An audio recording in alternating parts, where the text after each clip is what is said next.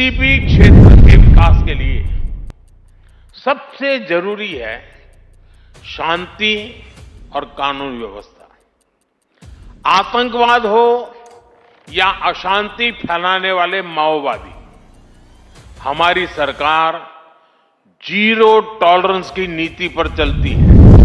प्रधानमंत्री मोदी ने किया rising north east investors summit 2025 का उद्घाटन, कहा नॉर्थ ईस्ट से दिल का रिश्ता। प्रधानमंत्री नरेंद्र मोदी ने दिल्ली स्थित भारत मंडपम में rising north east investors summit 2025 का उद्घाटन किया।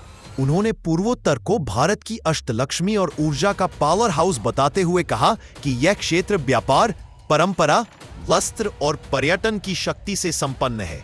प्रधानमंत्री ने कहा कि कभी सीमांत क्षेत्र कहे जाने वाला यह क्षेत्र अब विकास का अग्रणी बन चुका है। बीते 11 वर्षों में केंद्र सरकार के मंत्री 700 से अधिक बार पूर्वोत्तर का दौरा कर चुके हैं, जिससे सरकार के भावनात्मक और विकासात्मक जुड़ाव का प्रमाण मिलता है।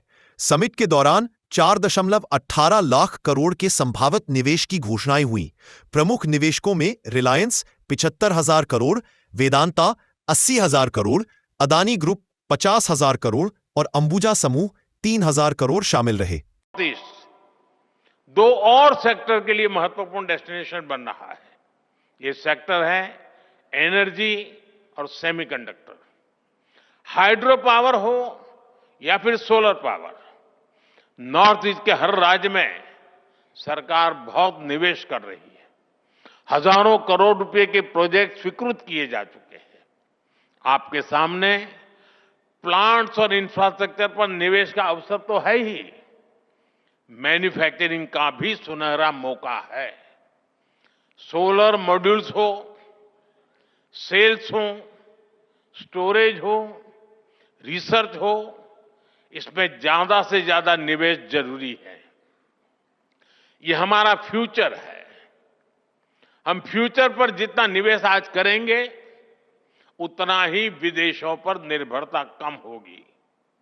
आज देश में सेमीकंडक्टर इकोसिस्टम को मजबूत करने में भी नॉर्थ ईस्ट असम की भूमिका बड़ी हो रही है। बहुत जल्द नॉर्थ ईस्ट के सेमीकंडक्टर प्लांट से पहली मेड इन इंडिया चिप देश को मिलने वाली है। इस प्लांट ने नॉर्थ ईस्ट में सेमीकंडक्टर सेक्टर के लिए अन्य कटिंग एज टेक के लिए संभावनाओं के द्वार। भारत को दुनिया का सबसे डाइवर्स नेशन कहा जाता है और हमारा नॉर्थ ईस्ट इस डाइवर्स नेशन का सबसे डाइवर्स हिस्सा है। ट्रेड से ट्रेडिशन तक, टेक्सटाइल से टूरिज्म तक, नॉर्थ ईस्ट की डाइवर्सिटी ये उसकी बहुत बड़ी स्ट्रेंथ है। नॉर्थ ईस्ट यानी बायो इकोनॉमी और बाम्बू, नॉर्थ ईस्ट यानी tea production and petroleum, north east यानी sports and skill, north east यानी इको टूरिज्म का इमर्जिंग हब, नॉर्थ ईस्ट यानी ऑर्गेनिक प्रोडक्ट की नई दुनिया, नॉर्थ ईस्ट यानी एनर्जी का पावर हाउस। इसलिए नॉर्थ ईस्ट हमारे लिए अष्टलक्ष्मी है। अष्टलक्ष्मी के इस आशीर्वाद से नॉर्थ ईस्ट का हर राज्य कह रहा है, हम निवेश के लिए तैयार हैं, हम नेतृत्व के लिए तैयार हैं। दुनिया में ऑर्गेनिक फूड की डिमांड भी बढ़ रही है। होलिस्टिक हेल्थ केयर का मिजाज बना है और मेरा तो सपना है कि दुनिया के हर डाइनिंग टेबल पर कोई न कोई भारतीय फूड ब्रांड होनी ही चाहिए। इस सपने को पूरा करने में नॉर्थ ईस्ट का रोल बहुत महत्वपूर्ण है। बीते दशक में नॉर्थ ईस्ट में ऑर्गेनिक खेती का दायरा 2 गुना हो चुका है।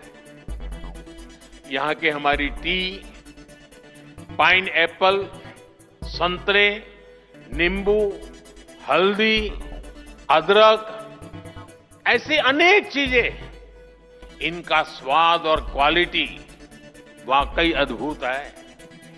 इनकी डिमांड दुनिया में बढ़ती ही जा रही है। इस डिमांड में भी आपके लिए संभावनाएं हैं। साथियों, सरकार का प्रयास है कि नॉर्थ ईस्ट में फूड प्रोसेसिंग यूनिट्स लगाना आसान हो।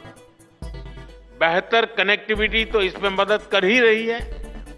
इसके अलावा हम मेगा फूड पार्क्स बना रहे हैं, कोल्ड स्टोरेज नेटवर्क को बढ़ा रहे हैं, टेस्टिंग लैब की सुविधाएं बना रहे हैं। सरकार ने ऑयल पाम मिशन भी शुरू किया है। पाम ऑयल के लिए नॉर्थ ईस्ट की मिट्टी और क्लाइमेट बहुत ही उत्तम है। ये किसानों के लिए आय का एक बड़ा अच्छा माध्यम है। ये एडिबल ऑयल के इंपोर्ट पर भारत की निर्भरता को भी कम करेगा। पाम ऑयल के लिए फार्मिंग हमारी इंडस्ट्री के लिए भी।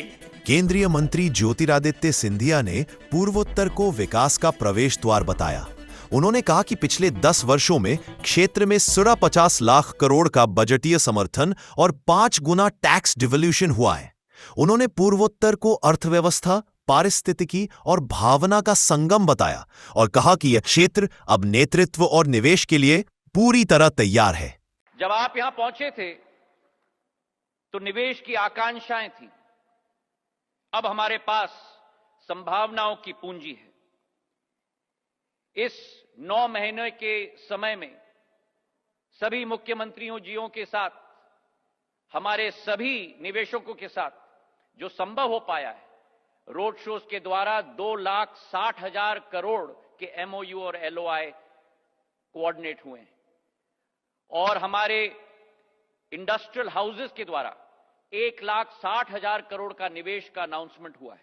कुल मिलाकर इस इन्वेस्टमेंट के समिट में 4,18,000 करोड़ के एमओयू और एलओआई का संकेत दिया गया है मेरे भाई और बहनों। और इसलिए आज मैं आपसे निवेदन करना चाहता हूं कि 2025 से 2035 तक एक नई ग्रोथ स्टोरी हमारी उत्तर पूर्वी क्षेत्र की, जो विकसित भारत 2047 के सपने को साकार करने में एक अग्रिम पंक्ति में एक ग्रोथ इंजन बनेगा। आइए मिलकर हम सब इस कहानी को साथ में लिखें। प्रधानमंत्री जी के यहां उपस्थित होने के लिए तहे दिल से हम लोग सब आभारी हैं। धन्यवाद। जय हिंद।